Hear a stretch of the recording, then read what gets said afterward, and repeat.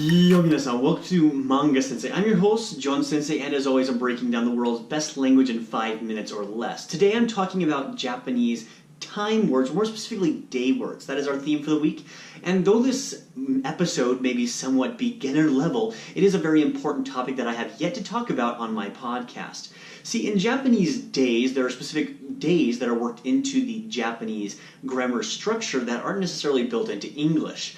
These days are days like the day after tomorrow, the year after next, the week before last, and things of that nature. These 5-year or 5-period areas are built into the structure and are extremely useful and make you sound a lot more native if you know how to use them.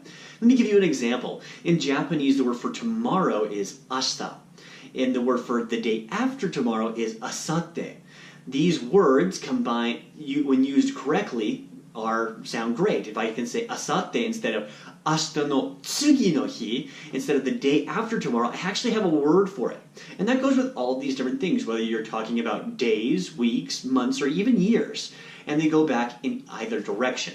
Let's start with today. The word for today is kyo, or a more formalized version that you may have heard before is honjitsu. However, for all intents and purposes, let's just focus on kyo for today's podcast. So the word for tomorrow is ashita. Again, like I said before, asatte is the day after tomorrow. However, you can take this and expand this concept. The word for yesterday is kino, and the word for the day before yesterday is ototoi. These words combined give you a 5-day spread. Ototoi, kino, kyo, today, ashita, and asatte. Now we can do this now for weeks. For example, we can do this week is konshu. Then we have daishu, and then we have saraishu, so next week and the week after next. We can also use this for last week, senshu, and then the week before last is sensenshu. We're just stacking the sen on top of it, and then we have the saraishu in that case.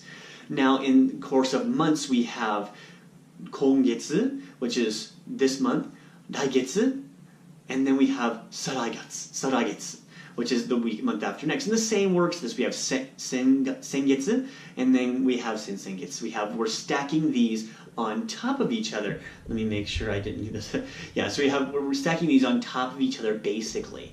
And I think this is really useful, not that people don't confuse getsu with gatsu, because this is why I was double checking on to make sure, because my accent sometimes can screw it up, and I don't want to lead you down a bad path. So make sure to say sengetsu and not gatsu. I've heard a lot of these kids say that, and I had a question about this, so I wanted to make sure that was addressed.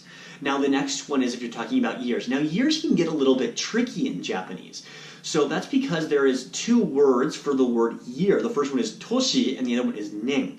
And we use both of these when we talk about the year. The first one is talking about this year, which is kotoshi, this year. Now we don't use nen because it's kotoshi and kyonen, which is last year, sounds so similar and have the very similar sounding symbols. So we want to make sure they are differentiated. So this year is kotoshi, and the next year is lainen, and the year after that is sarainen. Just like we have saraishu, saragetsu, and then we have things of that nature. But when we go back, we have kyonen, last year, and the year before last is rarely used, but it is isakunen. So if we're talking about any year aside from this year, we're using nen with lainen, sarainen, and then kyonen and isakunen. And that's very important differentiation. Now, if you have any questions about this or any of the other grammar points that we talk about on this podcast, make sure to check out first check out our website at manga-sensei.com. Manga-sensei.com has blog posts that address many of these questions and are easily searchable on our website. Again, it will be in the show notes below. As well as you can find a lot of this information on discovernihongo.com, which is the first Japanese online grammar dictionary. But I didn't make a cheat sheet for you if you'd like to investigate it in the link in my description, so you can see exactly how these work out, so you don't have to keep watching the video over and over again.